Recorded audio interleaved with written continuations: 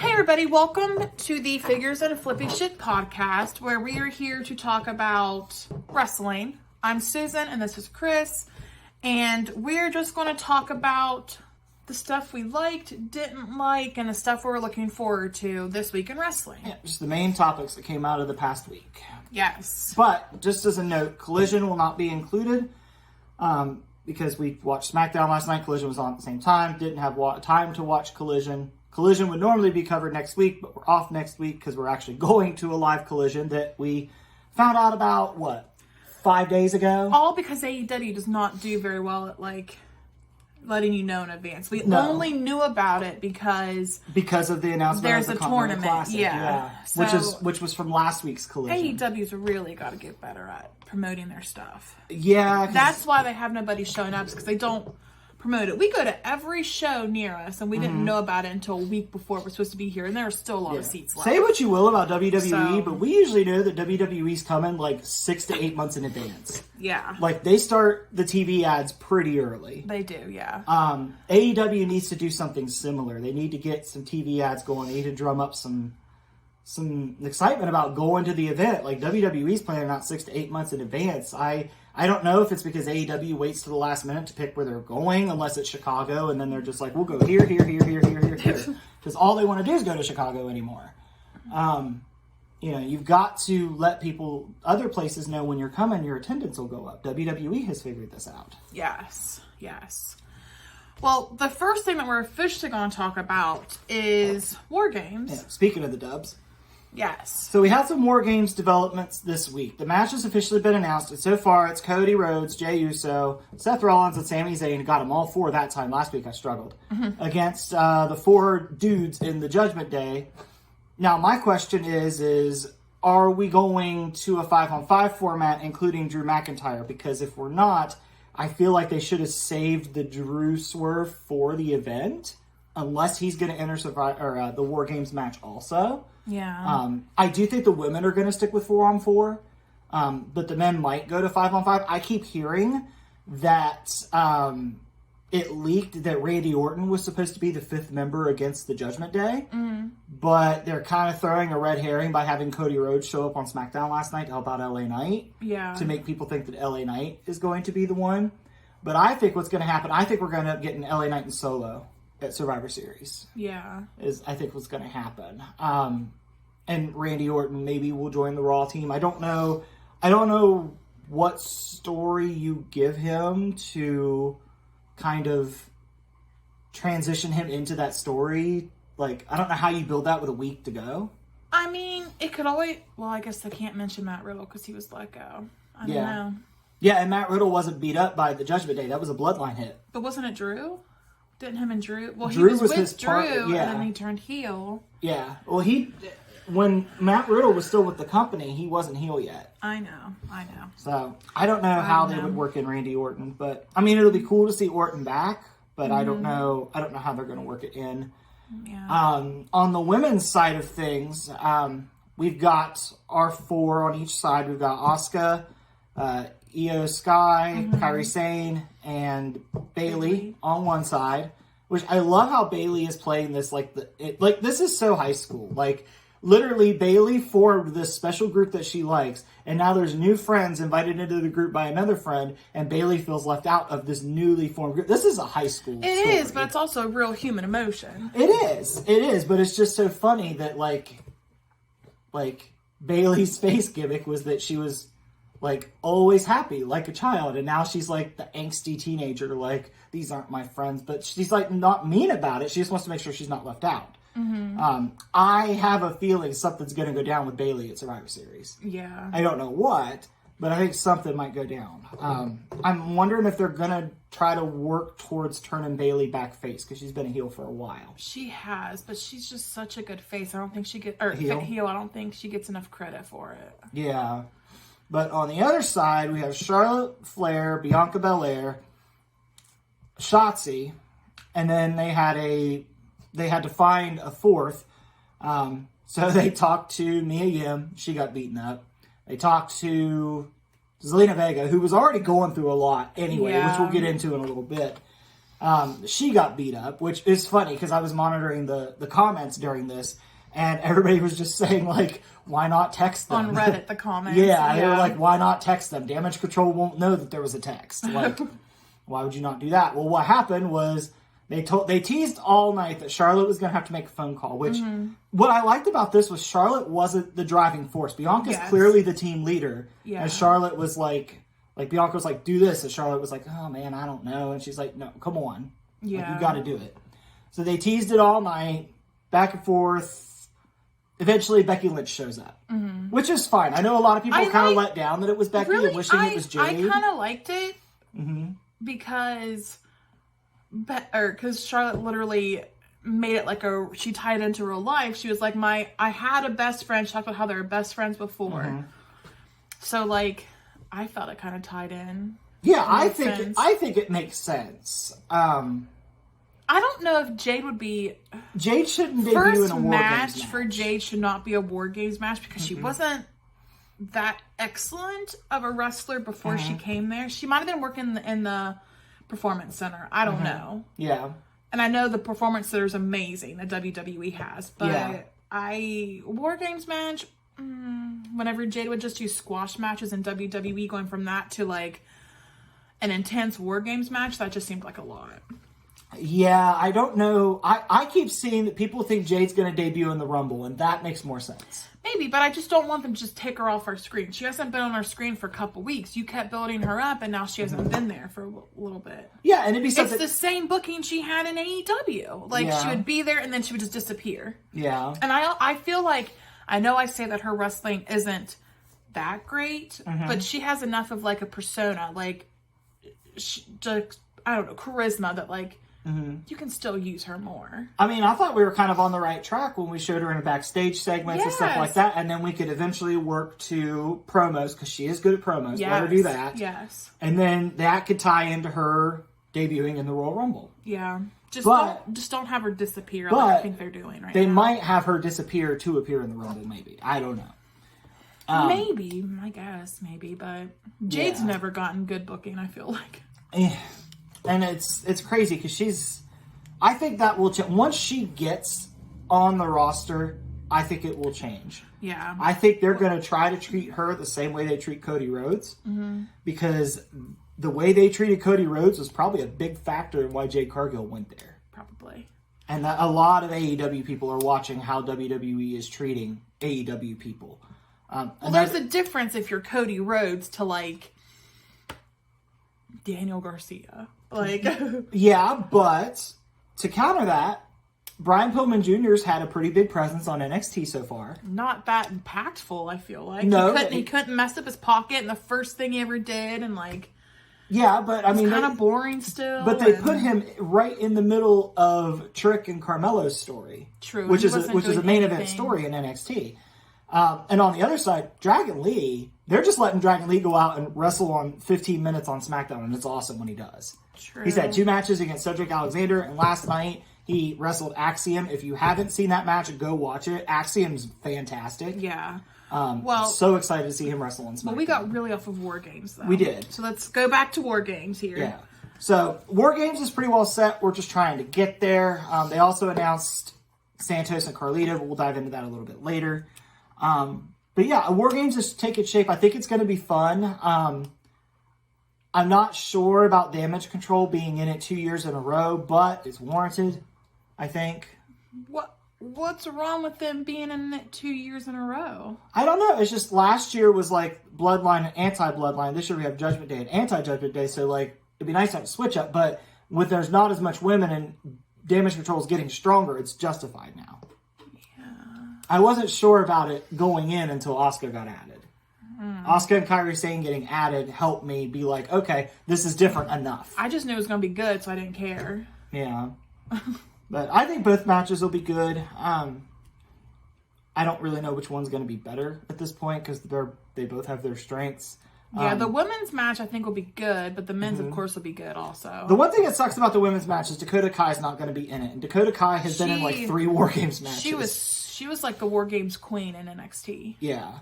So, Yeah. Yeah, I think War Games is shaping up to be pretty good. I'm excited for it. We'll actually be watching it the day after because War Games is the same day as the Collision that we're going to. So Yeah, I'm actually more excited for War Games than I am Full Gear. But really? Okay. yeah, because Full Gear is a lot of repeats. Oh. You're holding your hands like Danhausen. I don't mean to. Speaking of which, he's not back yet. No, they lied to us about Danhausen. He was supposed to come back. He said, he was like, oh, I'll come back next week. That's been 2 weeks. And he never came back. Yeah. I don't know if he's going to debut or I don't know if he's going to, not debut, but come back to help Orange Cassidy. I don't know. I just know that if Danhausen does try to help Orange Cassidy, he's going to be murdered. John Moxley's going to wreck his shit. Yeah. It'll be funny to watch, but yeah. But yeah, I could see where, because I've said the same thing the past couple weeks. Full Gear does feel like it's on repeat. It's being built well. Yeah. For the most part.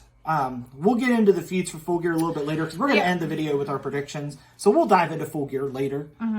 Well, is there anything else you want to talk about with War Games, though, to stay on topic? No, I think everything's getting set up well. My one question coming out of it is if Drew McIntyre is part of the Judgment Day. I mean, he shook hands with Rhea. We don't know if he's official or not.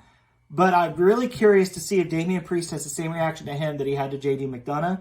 And if he doesn't and he welcomes Drew with open arms, if I was JD McDonough, I'd be a little irritated. Yeah, because JD had to, fight forever to get in there. Yeah, and even then, Priest wasn't sold until Rhea was like, no, this is happening. Yeah. So, and then I think it's also going to be interesting. Priest is interesting in this because Rollins is right there. Priest could cash in after War Games, which is interesting. That's never been done before. And also, Priest has kind of declared himself leader of the Judgment Day, and you could tell that Finn kind of had a problem with that. Yeah. I think Dominic's going to go along with whoever's in charge. Dominic's going to go wherever Rhea goes. I was going to say, he's going to do whatever Rhea says. Yeah, because he's a leech, so he'll leech onto whatever Rhea wants to do. But there's some interesting things at play here. I think shit could go down in this War Games match. Yeah. I think it really could. Agreed. All right, so the second thing, main roster WWE that happened this week that I feel like was pretty major, was Santos came out, cut a promo against Ray, and Santos went pretty dark. Yeah. Santos came out and told Ray that he hoped the knee surgery went bad, which is funny because Ray's already posted that it went well. But he said that he hopes it goes bad and he hopes they have to amputate and he hopes he never gets to wrestle again or something like that. Santos got really, really upset. Yeah. And Santos killed it. We weren't watching really when Santos was in NXT, but I'd always seen comments man, I can't wait till Santos goes heel or goes back to his NXT persona. And if this is an indication of what he was like in NXT, no wonder people are excited. Right? It would be so much better to have to be watered down to children. But yeah. I mean, that's pretty dark. I mean, it is, but it's still, to me, it's it's no Christian. No. So, but they can't do that in WWE because the children are watching. Yeah. That's my biggest pet peeve with WWE. The freaking children are watching. Yeah. Who cares? Well. Who cares? They hear cussing at home, so I guarantee they hear cussing at home. Or in traffic, or other kids at school. But Yeah. we've gone on that rant before. I can always go on that rant. Yeah. That's my biggest beef with WWE, though. Yeah. But Santos went scorched earth. Zelina came out and he told Zelina pretty much fuck out of my face. And Zelina slapped him, which he got good reactions during this. He did. I was a little worried at first because that damn what chant was starting to come in. But kudos to Santos. He just kept pushing through. The two chants I hate, what chant and the CM Punk chant. Those are so disrespectful. Get over yourselves. Yeah. I fully expect the CM Punk chant to be on full display at War Games. And the SmackDown WWE before. is brave. If I know there's rumors that CM Punk's going to be there, but there's people no, he's not. If CM Punk doesn't show up, I mean, I will be crying tears of joy. But Chicago is going to be mad. So WWE is very brave. I would dare say to WWE that the only way that they could mitigate that would be if they booked Roman in a match and uncrowned him. That'd probably be the only way to offset it. Well, that's never going to happen. He's No, never it's not. going He's to not lose even his booked. damn title. He'll lose it at Mania to Cody. He's never losing it. He'll- If I have to hear them tout his freaking streak one more time, it means jack shit to me. I don't care how long Roman's been the champ. He hasn't done anything. I mean, LA Knight kind of called attention to that. Well, it doesn't matter, WWE, if you call attention to it. You're still doing it, and it's still annoying as hell. Yeah. Well, back to Santos. So, Santos sent Zelina Vega away after she slapped him. So then the rest of the LWO come out, and Legado, Joaquin Wilde and Cruz del Toro, they came out, and he attacked them. He don't even want them with him. It was like, I made you, this is what I did. So not only are we getting Santos heel, he's not bringing any of his stable with him. Which I think will be good, because he's a good wrestler. Yeah. So what I'm excited for is when we finally get Santos, because they're kind of gearing towards it, but I think the Santos-Carlito match will be fun. Santos and Rey will be great. What I'm really excited for is I know this is going to cause Santos and Dragon Lee to cross paths. Why? Because Dragon Lee is a friend of Mysterio's. They were building that on Raw because they talked about how Dragon Lee wanted to fight Axiom in Rey's honor. Oh. And then Michael Cole was talking about on commentary how Dragon Lee has a mask that he carries around that Rey gave him. So the seeds. It was Dragon Lee that Ray gave a mask to? We saw Didn't him he give a mask He to gave someone? a mask to Santos, which we saw, okay. but they were saying that Dragon Lee also has one. Oh, okay. But the seeds are there. The seeds are there for Santos and Dragon Lee to cross paths, and I'm here for it. Yeah, that would be I would fun. let those two wrestle, give them 20 minutes, and just let them go full fucking Lucha Libre. Yeah, That would would be be good. awesome. I do like the lucha style of wrestling. What I like about what Dragon Lee is doing is, and I told you this last night, I feel like putting Dragon Lee out there to just have a 15-minute banger match, I feel like I'm getting a little bit of AEW sprinkled into my WWE. Yeah. Where Triple H is just like, that guy's good, you got 15 minutes, go prove it. The only difference is Triple H doesn't only just do shows with that. And Dragon Lee's done really well with it because the last 3 matches he's had, the 2 against Cedric and the 1 against Axiom, all started the same way. Crowd was a ghost town. It was quiet. By the end, he's got a couple of This Is Awesome chants, standing O when he's done. Yeah. Dragon Lee knows how to do business. He does. And you can never, and the one thing we always joke about is Dragon Lee, you can never deny who his brother is, because you just have to see his lips, his mouth, and know that he's Rush's brother. Yeah.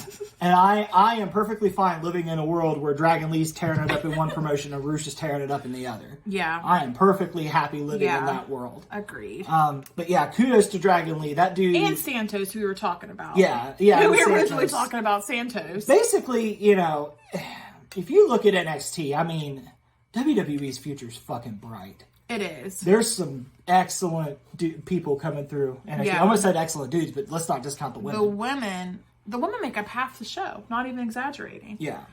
The NXT has it down to a science where both sexes, well, I guess whatever they identify it as, is it's represented. So I wonder if Sunny Kiss would do well in NXT. I don't know. Under Shawn Michaels and Triple H's.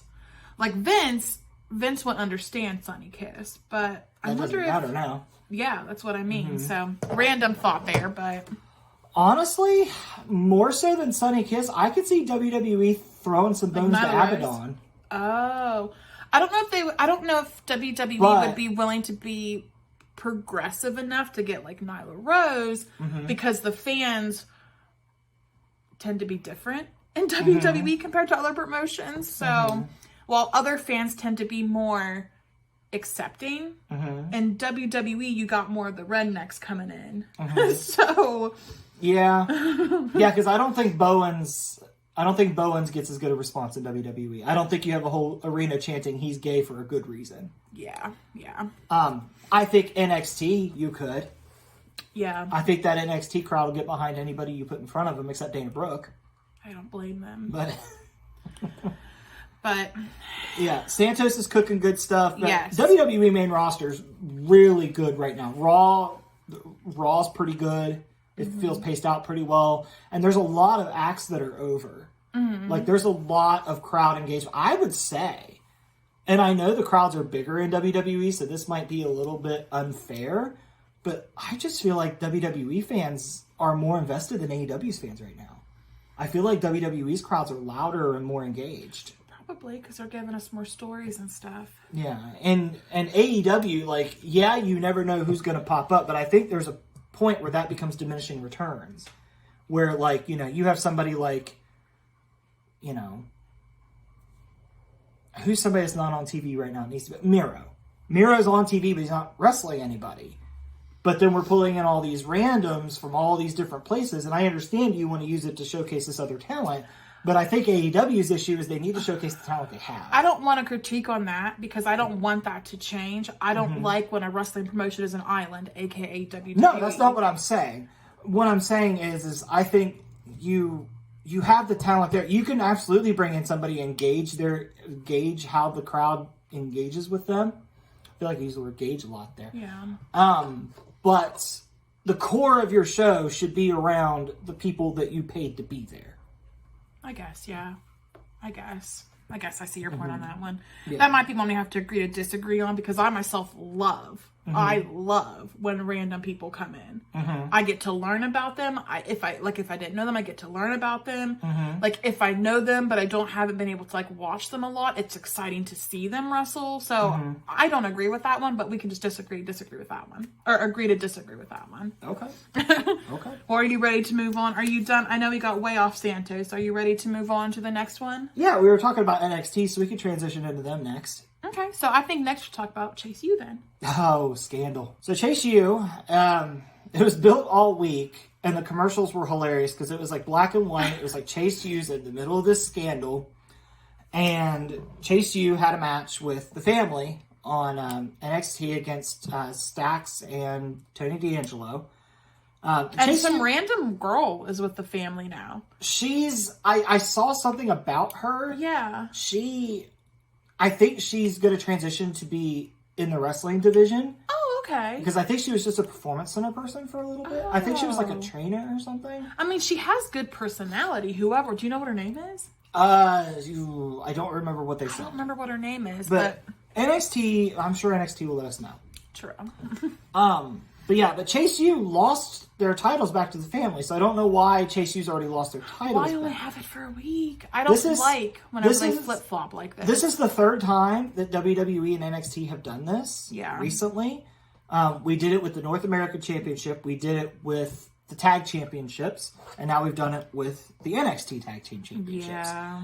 And I agree. Like, not everybody needs a Roman or a Gunther length but reign, more than a week. Yeah. And I think a couple months I would have been fine. Yeah, I don't think that you need to offset your super long reigns with super short reigns. I don't think that's the answer. No, just get rid of the super long reigns. Like Kevin Owens and Sami Zayn. Like, I was disappointed when they lost the Judgment Day, but they had a solid 6 months. They did. So it's about 5 months. That was fine. Yeah. That was absolutely fine. Now that I've looked back on it, it's fine. But yeah, I don't understand the hot potatoing like that. But I get it. You know, they want some titles to change or else nobody's going to tune in. But I think you just have to be a little more, you got to give it more time than a week. Yeah.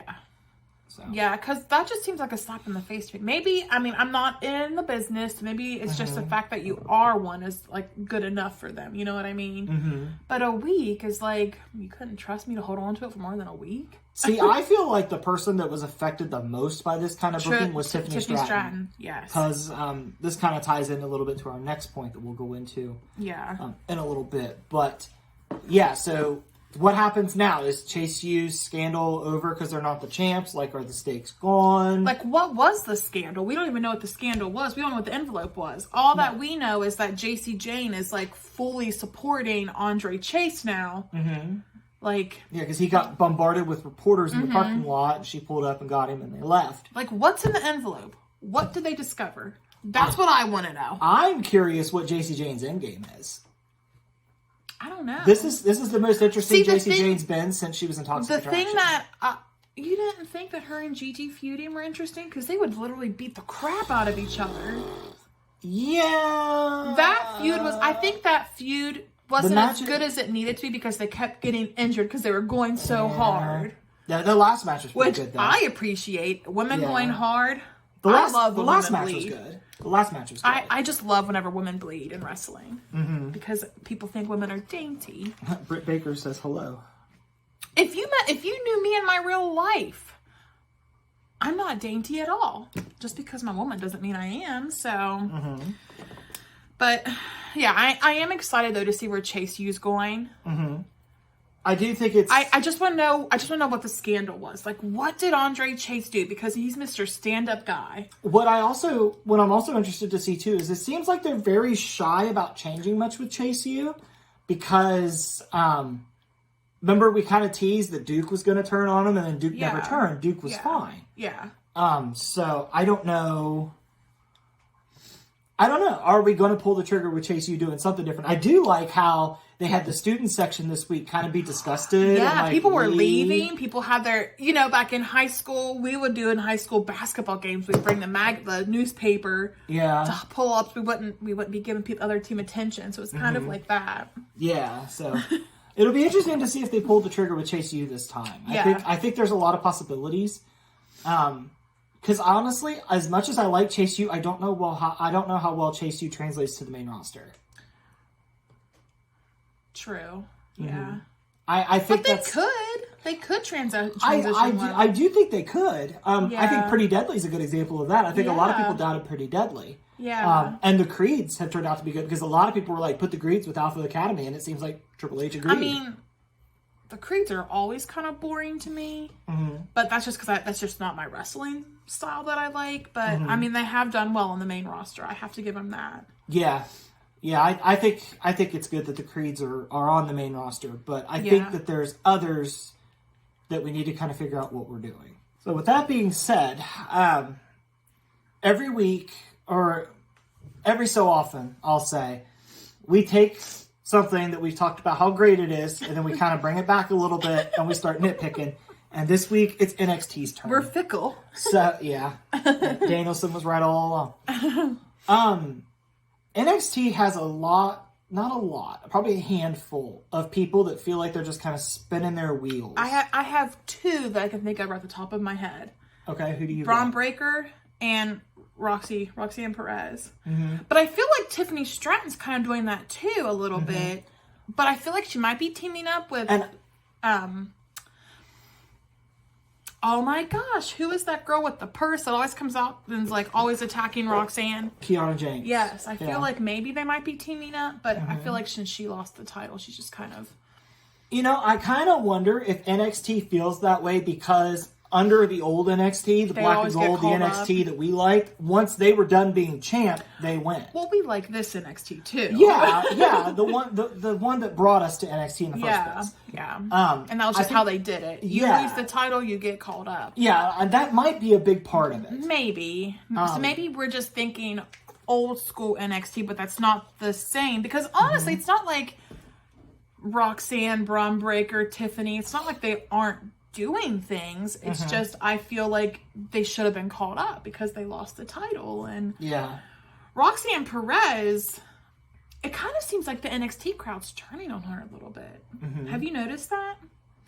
Like she used to get cheers all the time, but now there's like Roxy sucks chants sometimes. So I kind of wonder maybe they need to do something different with her gimmick, like turn her heel, like they did call with Breaker. Her up. Something, because the next time you watch NXT and if she's on the TV, I mean, yeah, she still gets a lot of chance, don't get me wrong. Like, people still like her, but I kind of feel like she might need to change up. She's getting a little stale. Yeah. Like, how many times can you come out being this, like, sweet, wholesome girl but can bring it? Like, I don't know. And this is where I think sometimes bringing in the main roster stars can be kind of a detraction. Like, for example, the Brutes have been on NXT. Butch and Ridge Holland have been on NXT a few weeks. Yes, but Ridge Holland, I think, should be in NXT. I feel like he should be in NXT, work in the Performance Center a little bit. You think so? Yeah, I don't trust him when he wrestles. I don't know. Because of Big E and Elton Prince? Yeah, once you hurt more than, I don't know, once you hurt, I'm also worried, like, on the flip side that, like, Action Andretti is going to get a thing of being like unsafe because people keep getting hurt with them and like. Oh yeah, Roddy. If you haven't watched Rampage, Roddy has a pretty scary bump. Him and Action Andretti take a Spanish Fly, and kudos to Stephon Smith, because where Rick Knox caught a lot of flack for not catching Moxley against Orange Cassidy, when that happened and Roddy's head hit that he mat, made Action Andretti stop. Yeah, he was like, quit it. He had him get off of him. But here's the interesting thing that people pointed out that I saw in the threads. Stephon Smith was originally trained as a referee in NXT. So WWE probably was like, this is what you do. Like, we can't have people breaking their necks because of the children. And I knew that was a serious, like I knew it could potentially be serious with Roddy because the camera zoomed way back. You couldn't really see in the ring. And then they showed a replay. They did. And the replay actually made it look nastier. After he got, because it was slow motion, after he got up and he was like, I'm okay. Yeah, but what's crazy. He landed right on his head. Which is crazy because his whole gimmick right now is neck strong. I know. And like, it's like the timing is too coincidental. Like, I won't say it's good. If he would have actually hurt his neck, though, that would have been just so ironic. That would have been such a wrestling way to go out. Yeah. That sounds terrible, but like... Yeah. But I'm just glad Roddy's okay. And, like, Roddy damn near turned face because I think everybody was just so happy that he was okay. Because people started cheering Neck Strong. And yeah. But anyway, back to NXT. Yeah. Talking about Ridge, kind of, I do feel like it benefits him going back because he can get retrained a little bit and, like, not to be as maybe sloppy with wrestling. So I like the Brawling Brutes, don't get me wrong. But if you put Ridge back in NXT, if you did that, I think if you want to keep Butch in a team, when's Tyler Bate coming? Tyler Bate's been in NXT forever. Forever. That's very true. I feel like he might be one of the people that's been in NXT the longest. Honestly, I wish that, like, Ridge would just go away and Tyler Bate could replace. Oh, man. You're hating on Ridge. I just don't really like him. I don't like him. I don't like Nia Jax, which I used to love Nia Jax because she's plus size. And I just don't like whenever wrestlers, I don't feel like they're safe. Because the job's already very dangerous. You don't need unsafe people coming in and ruining your life, your career. Yeah. And there are people that are getting that. Like, a lot of people gave Rey Fenix flack because he hit Moxley with a second pile driver after it was already determined Moxley couldn't kick out. I blame the referee for that, though. Most people blame Rick Knox. Yeah, and Rick Knox hasn't been on TV since then. No, he has. Oh, he has? Yeah, he reffed the Bucks match. Oh, of course he reffed the Bucks match. Yeah. But it feels like he hasn't been on there as much. Yeah. But I think the problem, too, is I think partially, yes, it's mostly the ref's fault and the ref needs to step in. But I think the wrestlers also need to take some responsibility because they're athletes. And just like with football players will literally get a concussion and lie to get back on the field quicker. And I think wrestlers have that same drive. They don't want to lose their spot. So they will do whatever it takes to make it seem like they're okay so their spot's secure. So you're saying Rey Fenix did that? No. What I'm saying is it Rey Fenix? No, what I'm saying... Is that his name? Yeah. Okay. No, what I'm saying is if Moxley knows he's not good to go and acts like he is anyway, he's got to take some responsibility on that too. But he didn't, though. He told Rick Knox to stop the match, and Rick Knox didn't listen. That was later. But when he first got his bell rung, he was like, I'm all right. He might not have... But wrestlers might not realize it at first. Have you ever had a concussion? Do you know what it feels like? No, but you might not know instantly. No, but I'm saying, like, with wrestlers, their whole thing is finish the match. Do what you have to do to finish the match and keep your spot. And they could be putting themselves in danger by downplaying how they're feeling. I think I forgot why we were talking about this. I don't understand why that was the point. Started with Ridge, because it talked about spinning wheels, and Tyler Bates. I don't know how we got here now. Yeah. Oh. That's a whole debate for another show. Yeah, probably. Let's focus on the spinning wheels thing. We're getting off topic again. But yeah, and I do think that a lot of that is the new structure of NXT, where just because you've been champion doesn't mean that we don't have other stuff you can do. Yeah. Which I think for some people is great. Yeah. But for some people like Roxanne and Tiffany that peak early, it makes it feel like it's weird that Roxanne and Tiffany aren't called up, but Axiom is. And that's not a knock on Axiom. It's just like Axiom being called up kind of felt like out of left field. So I think NXT structure has a lot to do with that, but I think also the main roster, we don't want to bloat it too much. Because then we're going to end up with an AEW situation. Not to pick on AEW again, but that's a distinct possibility. But that's it. Other than that, NXT is still the most consistent one of all of them, and I think Shawn Michaels is still both of our pick for Booker of the Year. Yes, he is. Yep. For sure. Full Gear has been built pretty well. A lot of it is repeats, but if we break it down, MJF and Jay White feels like it's been building forever. Feels but like I'm it was pumped announced for this match. It feels like it was announced years MJF ago. finally got his belt from Jay White on was it Rampage? Yeah, Rampage and then he lost it on Friday, and then they literally pried a Bullet Club Gold literally pried it from his fingers. Yeah. So, but then we have that.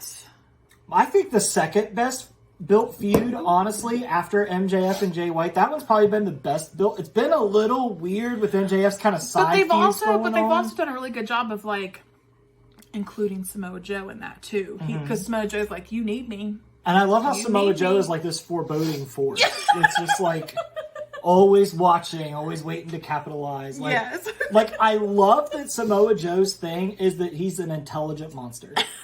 Yeah. Like, because Samoa Joe articulates very well. He does, yes. He's a very good speaker. Yeah. And he says everything with just such conviction and such like Samoa Joe's another one. I believe everything he says. If Samoa Joe says that he's going to rip somebody's eyeball out and squish it between his toes, I believe it. Him and Randy Orton, they can make me do whatever they want with their voice. Oh, man. Like, they could have me, well, don't take that sexually. I meant they could make me, like, kill somebody. And I'd be like, okay, because their voice was just so, I don't know, I just love their voices.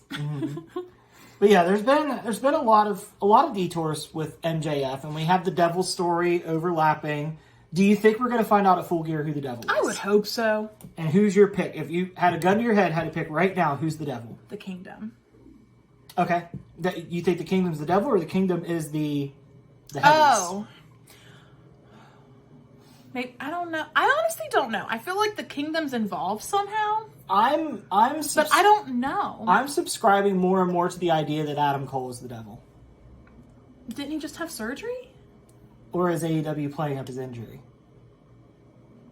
Because Tony Khan did a Full Gear press release, and they asked him about the Devil story, and the very first thing he mentioned was Adam Cole's surgery. Like, he didn't even answer the question right away. He was like, well, with Adam's surgery... But maybe that was just his way of being like, it's not Adam Cole, but we planned that. Yeah, but Tony Khan's awful giddy. Like, he's always giddy. He was doing this whenever he was talking about the Continental Classic with Bryan Danielson. He couldn't keep his cool. Like, he just kept giggling to himself. Like, he was just so excited. Well, one of his people that he loved is sitting there, like, singing his praises right next to him. I know. And Tony Khan's probably heard a lot of shit recently, so it probably felt good for him to hear that from Danielson. Yeah, because he wants him to take over if he can anymore. Yeah, and I don't know that Danielson's going to do it. But I don't know if he wants to or not, but... I think in Tony Khan's world, I think his perfect world 6 months ago was Danielson and CM Punk run AEW for him when he's done. I think that's what he wanted out of it. And, Tony Khan put up with so much shit with CM Punk. but to be fair, if Collision was the blueprint for that, hell of a case. Yeah. If that was the case. Because I guess... For CM Punk? Danielson and Punk worked on Collision together. That would be hard to work with him. But Danielson could do it. Well, but I feel like Danielson could work with anybody. Danielson's been around forever, though. Like, he probably knows how to talk to the wrestlers that are difficult. Probably. Or he just cracked a joke about penises, like he's been known to do backstage. Probably. But yeah, I mean, for the most part, Full Gear's feuds have been built pretty well. Orange and Jon Moxley's been a pretty cool build. Orange Cassidy's got some good promo moments out of it. We have Tony Khan and not Tony Khan. Tony Storm and oh my gosh, who is he fighting? Sheeta. We have them fighting, but there really hasn't. Sheeta hasn't been around, but Tony Storm's been doing her ridiculousness. I kind of wonder if Tony Storm is going to beat Sheeta because she has that new girl that's like a big fan. I can't think of Mariah May. Is that her name? Yeah, that they hired? Yeah. So I kind of wonder if like she's going to help Tony Storm because she's such a big fan of Tony Storm. So maybe, but if that happens, it's the AEW women's title's starting to feel a little hot potatoed. if that happens. The women's division in general is terribly booked, so... I think the stuff with Chris Statlander's Sky Blue... Okay, yeah, I agree. Been pretty decent. That's, yes, but for the most part, not much going on. Yeah, but we'll get into our predictions for it here in just a minute, because I'm going to pull up the match card. I was going to say, we could just do that now. Yeah, we can. We can. Let me pull up the match card here real quick. Yeah. On 0 Hour, so far, we have the World Tag Team Championship. We have MJF and his mystery partner, which I'm guessing is going to be Samoa Joe. Yeah, I think against that... the Guns. I think that MJF... I think the Guns will win. No, I'm kidding. I think MJF will win. No, I think MJF will win because of Samoa Joe. Yeah. And I love that when it was revealed, the Guns were like, oh shit, we have to wrestle Samoa Joe. And let me just say, the Guns have killed it. With Jay White and Juice, they have killed it. They have. And it's been really fun for us to see because we remember watching them on Dark when they would get no reaction. Them and the Acclaim literally feuded to silence on Dark. And Julia Hart, she never got a response either. So it's nice to see these, like, the talents kind of, like, rise up through the AEW ranks. has shown through the Acclaimed and the Guns and Julia Hart and... You know, Sky Blue. They can build stars. They can. When they put the effort in, they can do it. Yeah. Agreed. After that, we have an AEW World Tag Team Championship #1 contenders match. We have the Young Bucks against Kenny Omega and Chris Jericho. That's Lucretia? No, that's the main card. Oh, okay. I think Jericho and Omega are going to win. I wonder, because the Bucks... in their match on, it was either last week on Collision or Dynamite, I can't remember which one, I should have noted it, won by literally kicking in the penis.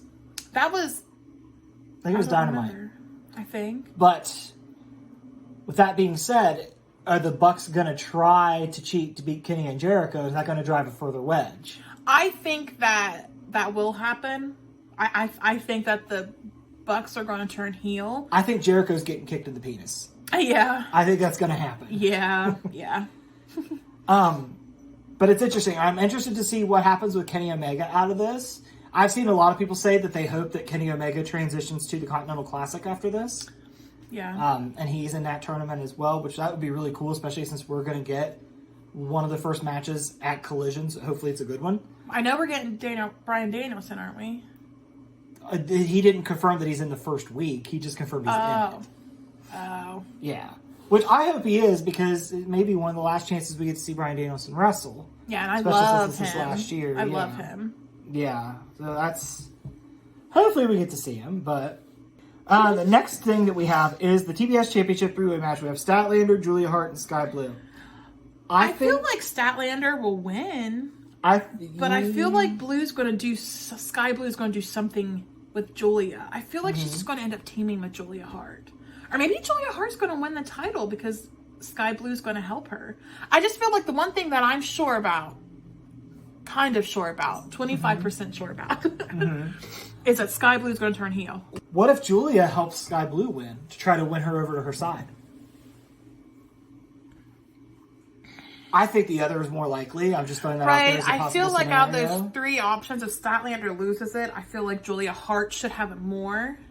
But I wouldn't be opposed to Sky Blue having it because she's really... I like Sky Blue. But I also worry that there's the chance that Sky Blue will help Statlander, and this has all just kind of been just a fun little detour that didn't really amount to much. Coming from AEW... probably that's what's going to happen. You think so? You think that's the most likely scenario? I don't know, honestly. I like that I don't know, though. Yeah, it's wrestling sometimes, predictable doesn't mean bad. Yeah. But also a swerve doesn't necessarily mean that it's good. A good thing. Yes. See Vince as the higher power. See the people that are pitching to Tony Khan might be the devil. What? Yeah. Speaking of Swerve, the next match listed, we have the Texas Death Match between Hangman Page and Swerve. This is going to be a really good match. This is going to be a really brutal match. I feel like this is going to be one of those matches you're going to have trouble watching. I'm going to say, I'm probably going to... I like when people bleed in matches, but not to an excessive point like Moxley. So, like, I'm probably going to have to turn away. Whenever Hangman has a Texas Death Match, it's pretty brutal. Yeah, so I'm probably going to have to turn away. It's kind of becoming Hangman Page's specialty. And I do feel like he does those a lot. Because whenever he announced it, I was like, you're doing that again? Yeah, because he's done one with Moxley. He's done it with Lance Archer. Like, I get that's, like, his thing, but... Texas death matches are just too brutal sometimes. But it's not a John Moxley Texas. Well, the one with Lance Archer was pretty brutal. Hangman literally bled everywhere. Yeah. So, we'll see. If I was a wrestler's wife and they were doing all these intense things, I couldn't do it. I could not function to do it. No way. Speaking of Lance Archer, as I know you are a fan of the Righteous. Yes. How do you feel about this Lance Archer Righteous partnership, and do you think it will continue? Or do you feel like it was a one-off? I don't know. I never really thought about it. Do you like it? I mean, it makes sense. He's very dark and they're very dark. Yeah. So it makes sense, I guess. I wouldn't be upset. I guess I don't care either way. I think for me, I like Lance Archer with the Righteous. I like that. I love Jake Roberts with the Righteous. See, I don't mean to disrespect him. Jake Roberts doesn't do anything for you. No, and I get that. And I think it's just because I never watched him. Like, I've never seen him do it. I mean, I know I've watched him because of, like, of course he had the snake, but, like, I don't even want to say this. That just sounds so mean. He just doesn't really do anything for me. And I just feel like the older legends that can barely move, maybe it's time, like him. Ric Flair's looking like a zombie now. Like, I feel like once you get to that age, just be backstage or something. I was just thinking about how Christian Cage said if there was a God, Ric Flair would have died 20 years ago.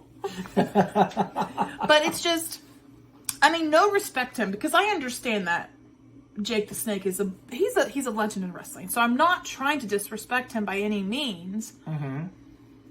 It's just, I can't really understand what he says sometimes, because I feel like he's just done so much stuff in the past to his body and stuff that, like, he has a hard time even talking anymore. And it's just, I feel like it kind of takes away from the talent sometimes, because I have to struggle to listen to what he's saying, or wait for him an extra 10 minutes to walk down to the ring, or like, I don't know. And I don't mean any disrespect to him. It's just, he could go away and I'd be fine. Like, not go away in a bad way, just like be backstage or something. Yeah. Does that make sense? Was that mean? I don't mean for it to be mean. It's not like Prince Nana. What do you mean? Like, Prince Nana comes out and he's always moving. Oh, yeah. I love that AEW, like, it's funny to me that, like, people used to crap on AEW, or not AEW, WWE for, like, the Carmella and R-Truth dance parties. Like, I used to see so many comments where people hated the dance parties. It. And now, in AEW, Daniel Garcia's over because of dancing, and Prince Nana's over because of dancing. But it's kind of different crowds, though, in a way. Like, I know that there's some fans that go back and forth, but there are some that are just strictly WWE and just strictly AEW. So, like, it's kind of a different fan base. Yeah. I don't know, it's just an interesting observation. It is, yeah. No, I agree. So, who do you got, Hangman or Swerve? I'm thinking Hangman. I'm thinking Hangman. Because Swerve's done so much to Hangman already. I'm thinking Hangman, but I think Swerve winning is more interesting. I agree. I would love to see, as somebody called it yesterday on the boards, I would love to see Black Hat Reddit Hangman. boards? Yeah, the Reddit boards. Black Hat Hangman. Like, Hangman is a villain. Yeah. And they just called him Black Hat, because, like, cowboys wear white hats are good guys, black hats are bad guys. So he's Black Hat Hangman. That's a thing? Yeah. I've never heard that before. You've never heard that white cowboy hats are good guys and black cowboy hats are bad guys? No. I'm surprised your dad's never brought that up. He loves Westerns. He probably knows. He probably does. I've never heard that. Now, whenever we see him again, I'm going to ask him if he knows about the white hat, black hat thing. We'll see. But yeah, I think Hangman will win, but I'm really hoping Swerve does. Agree. I think it'd be more entertaining, like more. I feel like you could build more of a story if Swerve wins. I tell you what, could build him up a lot more. You know what I want I want him to beat Hangman here so then he can transition into a feud with MJF. That's what I really want. Yeah. That's what I want. Yeah. But I feel like between Wardlow and Samoa Joe and Jay White and potentially Adam Cole, I feel like Swerve is so far out from a world title feud right now. Yeah. I agree. And I want Swerve to be champion. Swerve, I feel like, is one of those wrestlers. I feel like he's getting appreciated more now, but sometimes he's underappreciated. I think people forget how good Swerve is until you see him wrestle again, and you're like, oh man, yeah, because he's awesome. He's a great talker too. Yes, he is. He's a great talker. Yes, and he's a great in-ring worker. Like and he's a good heel or face. Like he does really well with both, and sometimes wrestlers can't do that well. Yeah. No, I think I would put all my eggs in the Swerve basket. I've said that for months now, that I think Swerve is world champion material. Yes. There's a lot of matches on this card.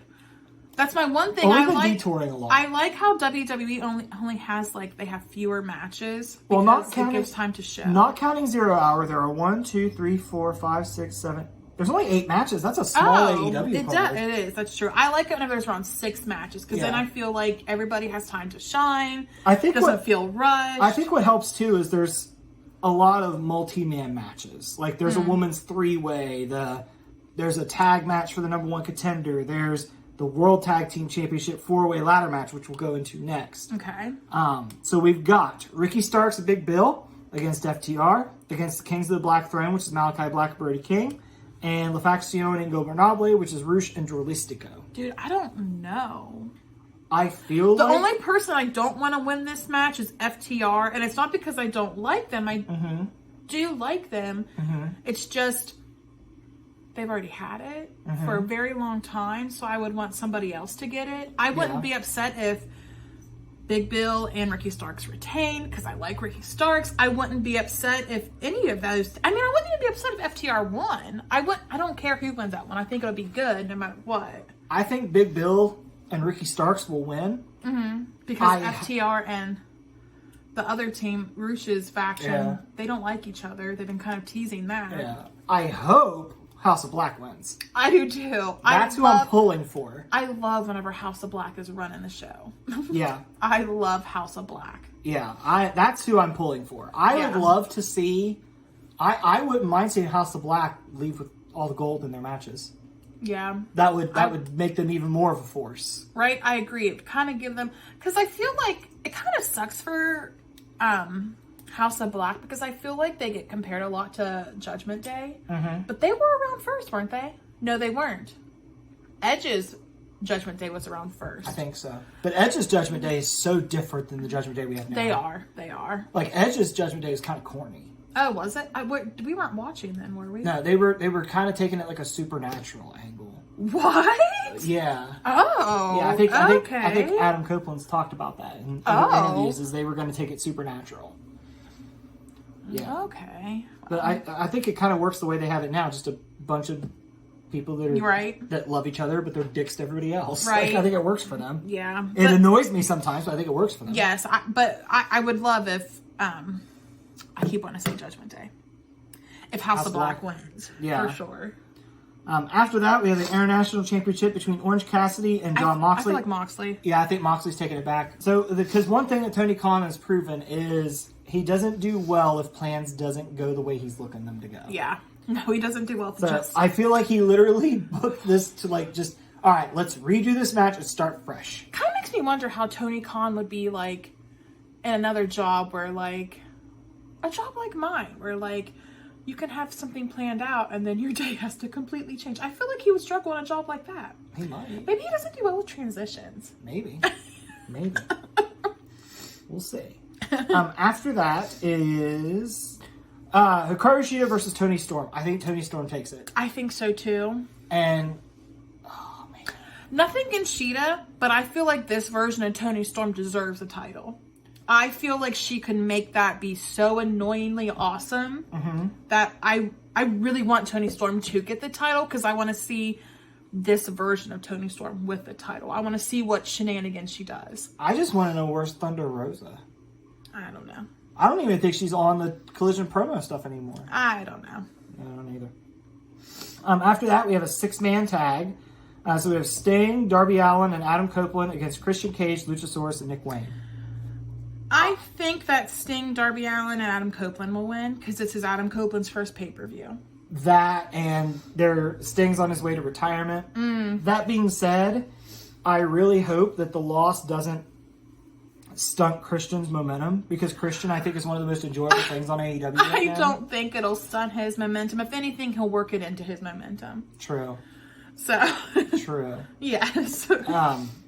Christian's one of the best things going in AEW right now, which is so funny because whenever Tony Khan announced that he had a Hall of Fame signing and it ended up being Christian, so many people were so upset that it wasn't somebody bigger. And look now. Like, Christian proves his worth every single day. He does. Christian's my favorite heel in AEW. There's a lot of people saying... Honestly, he might be my favorite heel in all the wrestling that we watch. Like, I love Christian Cage. I've seen a lot of people say that their favorite thing about Christian Cage's run in AEW is a lot of people are giving him his flowers that didn't before. Because they always felt like Copeland overshadowed him. But even now with them together, Christian, I feel like, steals that spotlight from Adam Copeland in AEW. Yeah. And it might just be because Adam Copeland, he's only been here a couple weeks. He's still trying to and it's probably it's probably completely different than WWE, it's I'm assuming. A whole different vibe. So he might still be kind of learning the ropes, but I feel like Christian Cage, if you have him and Adam Copeland in the ring, Christian Cage still shines. So he shines so much better than Adam crazy. Copeland. And I think the perfect example of that is literally Adam Copeland's first promo on Dynamite after he debuted at Wrestle Dream. He said all this stuff, talked about how he wanted to team up. He made his whole pitch. Yes. Christian didn't say a word the whole time. The one time Christian says something, he just says... He whispers it. He leans close and whispers in his ear. Yeah, he says... Into the microphone, of course. It says, go fuck yourself. And automatically, everything's back on Christian. Yes. With 3 words. Yes. Yeah, so I love Christian Cage right now. Yeah. I want to know if that was planned beforehand. Like, I want to be a fly on the wall when Christian went to Tony Khan and was like, hey, do you think they'd be okay with me telling Adam to go fuck himself? Like, I want to be a fly on the wall. What I want is a documentary style thing about Christian's entire run through AEW. That's what I want, and I want 90% of it to focus on the father stuff. That's what I want. What they did for Cody in WWE, I want that for Christian Cage. I want it. Yeah. And the last match is the World Championship between MJF and Jay White. I think MJF retains because he's got too many enemies. I agree. I think it'll be a really good match. I think that there'll be times where we honestly don't know who's going to win this match, but I do think MJF will win, and I predict this match to be at least a 4-star match. Oh, I think that's easy. Yes, I agree. I don't think Jay White and MJF don't know. I don't think they know how to have one that's less than that. I honestly feel like, based on all of those, to me, I feel like MJF and Jay White could be match of the night. However, Jay White, if you get that stupid drool in your mouth again, I'm going to have to detract some. I'm going to have to take some of that greatness away. But it's going to happen. He literally was just walking down the ramp on, Rampage this week? Or Friday, and he had gum stuck in his beard, and it's like, get it together. Like, stop with all the stuff on your beard and face. Yeah. But there's a lot of repeats. I do think it'll be a good match, but I feel like War Games might be better. Yeah. But I don't know. I think AEW typically delivers really good wrestling, though. Yeah, pay-per-view wrestling, they're usually really good. AEW is really good at putting together a show that feels like it's put together with Scotch tape. Yes. And then it ends up being one of the best wrestling shows of the year. Because they just have really good wrestlers. Yeah, and I think that's what happens. So does WWE, but I think that's what happens is AEW is a little weak in the storytelling department, but the matches always deliver because those dudes are there because they could deliver in the ring. Yeah. The promos may be a little rocky, the story may be a little inconsistent, people may fade in and out, but at the end of the day, if they get on the pay-per-view card, it's gonna go off. Yeah, agreed. And that's AEW's specialty. Whereas WWE can sometimes go the other way, where you can have a really good story and then the pay-per-view kind of falls flat. Yeah. WrestleMania Night 2, A lot of people were pretty let down by that. But didn't Vince have more control at that time? Yes, and then he did the Raw after Mania, and everybody was like, "Oh my God, WWE's broken again." Yeah. And now we're all excited again. And the fact that, and the biggest indicator that Vince is gone is that Dragon Lee has gotten 15 minutes, 3 weeks in a row to just go out there and just put on a banger. Yeah. So, Yeah. with that being said, I think it's going to wrap up our show for this week. We got off topic a lot. I think, last week we mentioned that there won't be a show this week coming up. This is Thanksgiving week, and we're going to be in Collision. There's just a lot going on. So we won't have a show this week. Next week we'll be back. That following week we'll be back for another next episode. week we won't have a show. Next week we won't have a show. The week after that. I know you said this week we won't have a show. All right, so we won't. What's tomorrow's date? It's tomorrow 18th? Is the 19th. 19th. Okay, so we won't have a show, or we will have a show. Shit. We won't have a show on the 26th. We will have a show that following week after the 26th, and then we won't have a show again the week after that because I have to have surgery. Oh. So we're going to be on, off, but after my surgery, it'll probably become more consistent again. We'll probably take the week of Christmas off. More than likely we will. But that's what our schedule looks like coming up. So, keep track on our Facebook page. We'll make sure to make announcements to remind you of our schedule. It's getting a little wonky. So we'll make sure to put updates on our socials. So speaking of our socials, find us on Facebook at Figures and Flippy Shit Wrestling Podcast. Figures and Flippy S on both Facebook and Instagram. Yes. We are Figures and Flippy S. Yes. Share with your friends. We are hoping to get back on Spotify at some point. We're still looking at working out the audio. I recently got a new phone. Maybe that will clear up the issue. We'll see. But we're probably looking at getting back on Spotify probably after the first of the year. Just to kind of give myself time to get things worked out. But like we always say, there's a lot of good wrestling out there. Go find it, enjoy it. If you don't like certain wrestling that you see, instead of running it into the ground because wrestlers are human beings like the rest of us, just go find something else that you do like. I mean, I run CM Punk into the ground. He's a person just like everybody else. A narcissistic asshole, but a person nonetheless. Right. You can run them down is what I'm trying to say. Okay. Well, I can't even say don't be an ass about it because I'm an ass sometimes about him. Mm-hmm. Him. But we will see you guys in 2 weeks. I guess what we're trying to say though is just be nice unless it's CM Punk. If that's what you want to go with. All right, later. Did you like that video? Like, subscribe, and comment to the Figures and Flippy Shit Wrestling Podcast. Oh, yeah.